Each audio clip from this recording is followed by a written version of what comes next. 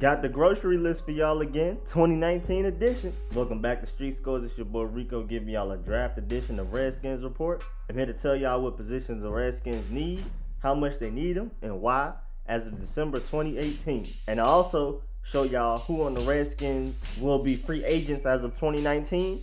And I want to know who y'all want to resign. And I'll also give y'all some insight on who I want to resign. Let's get it.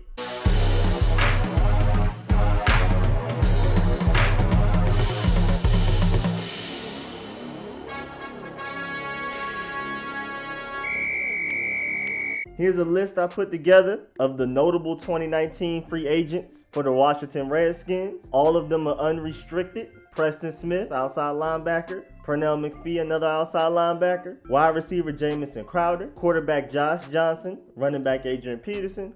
Left guard Sean Laval. Tackle Ty Nsekhe. And Ha-Ha Clinton Dix, safety. And other 2019 free agents include Austin Howard, Mark Sanchez, Tony Bergstrom, yada, yada, yada. You can pause it if you want to read the entire thing. I don't feel any need to go in depth for this list of people, but I just wanted to make sure I gave y'all everybody. But now here goes Josh Norman, which is an interesting one because if he gets cut before the 2019 season, the Redskins will eat $6 million worth of dead cap, but they will save themselves $8.5 million.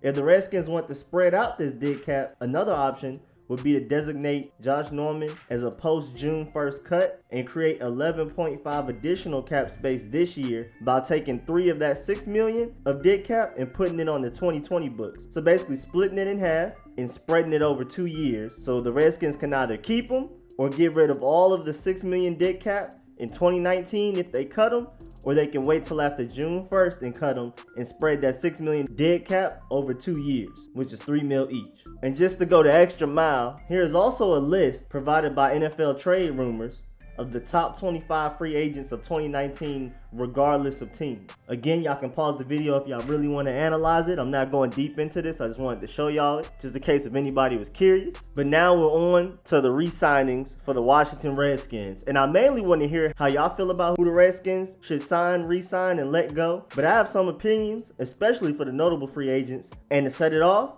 I definitely feel like the Redskins should re-sign Josh Johnson to a friendly contract. I would like it to be multiple years also. Despite what many people may think, Josh Johnson has actually played pretty well. And beyond just the fact that the Redskins players rally behind him and play their hearts out for him and Jay Gruden, he actually played pretty well so far. He's made mistakes you'd expect somebody who hasn't thrown a pass since 2011 to make. But even with that holding him back, and also the fact that he is basically playing with hurt starters and the backups and is still going out there and making plays is crazy. The things I like about him is his ability to scramble, but he isn't quick to take off running. He scrambles, but keeps his eyes down the field the entire time. Josh Johnson also does a great job of keeping his poise when getting pressured. He'll take a big hit just to make a good throw. Also, Josh Johnson doesn't get nervous on third downs. He is efficient on third downs, making plays with his arms or legs, and this is mostly the result of his ability to turn first and second and longs into more manageable situations.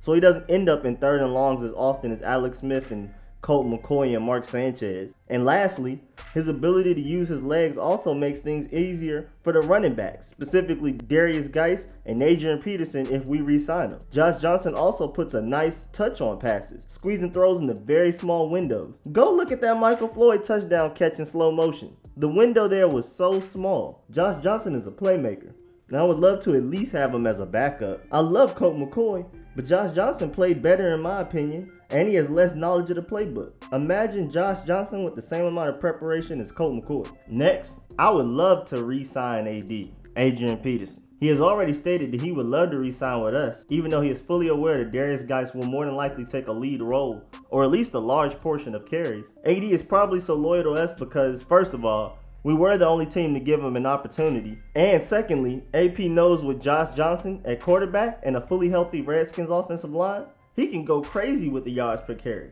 He may not get a lot of carries with Darius Geis back in, but when he does get carries, the holes will be wide open, which will allow him to play even longer and collect more checks. He will be smart to re-sign with us, and we will be smart to re-sign him. I'm down to re-sign Preston Smith only if he is willing to take a very team-friendly contract, which I strongly doubt. The estimated market value for him is $11.1 million per year, while Preston Smith made an average of $1.5 million per year during his rookie contract he's coming off of. Imagine paying this exact same Preston Smith that has 4 sacks in 15 games, almost $10 million more per year than he is currently making. That sounds crazy to me. And according to that free agency list I showed y'all earlier, Preston Smith is highly rated amongst a pretty ugly crop of free agents available for 2019, so he'll more than likely get the bag he wants.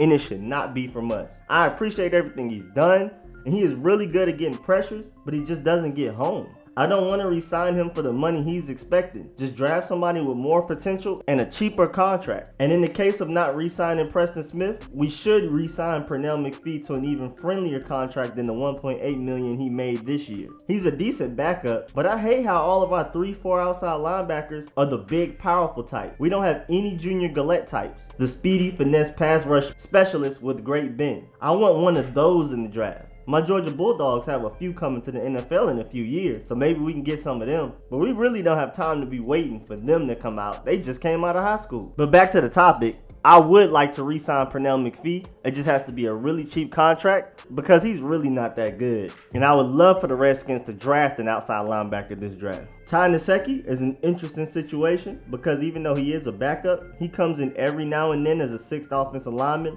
And with how often our offensive linemen get hurt, and with last year's 3rd round pick Jerron Christian clearly showing he's not ready to play in the NFL yet, and he got hurt, the Redskins will need Ty Nsekhe more than most other teams need their backup tackles. And he also gets hurt himself, so his value diminishes a little for that, but he is still of high value to us. So the Redskins may re-sign him with another free agent tender. Jamison Crowder is a very interesting situation also. He had some great moments early in his career, but then he started to let Nas down in punt returning, and he's been getting hurt lately. Also, Trey Quinn showed some promise in the games he was healthy in. He has the biggest hands out of any wide receiver on the team, which is crazy, and his route running is crisp. And he provided the Redskins most electric returning we've seen all season. Plus, Jamison Crowder is estimated to have a market value of $8 million per year, even though he has only made less than $3 million total throughout his entire career so far. I highly doubt the Redskins will pay him that much per year, or even something close to it. And I hope they don't. I like Crowder a lot,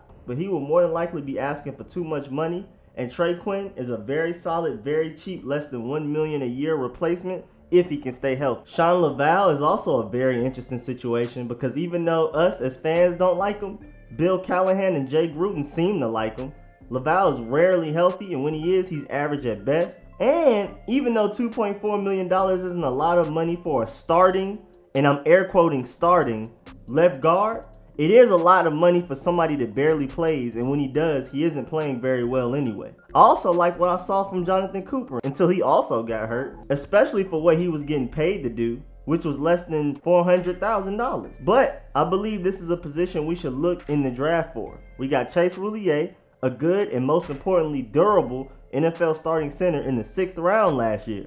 We can very possibly repeat this with a guard this coming draft. Clinton Dix is also very debatable. On one end, he did not play up to his trade expectations. We never saw that guy that Pro Football Focus fell in love with halfway through the season. But on the other end, he started to improve the last couple of games, and mainly, who do we have other than him? We are stuck with Monte Nicholson, who was on the non-injury list after he knocked out a man cold on video. DJ Swearinger was cut for publicly speaking against Greg Minuski, and Ricky Troyaki has been on IR all season, and he was a very raw prospect even before he was injured. And there's almost no way he has made much progress while he's been hurt. This is one of our biggest draft needs, if not the biggest, so we might have to throw some money to I hope it's something cheap. I definitely hope it's something cheaper than his almost $10 million per year estimated market value. I don't want him as bad as $10 million per year, but I feel the Redskins may make a move now that we are so thin at safety. It's literally just the shades of Everett and right now. It's crazy. And lastly, Josh Norman is the most interesting because of what I explained before. He is not a free agent in 2019, but if the Redskins were to cut him after this 2018 season, they would save a lot of money.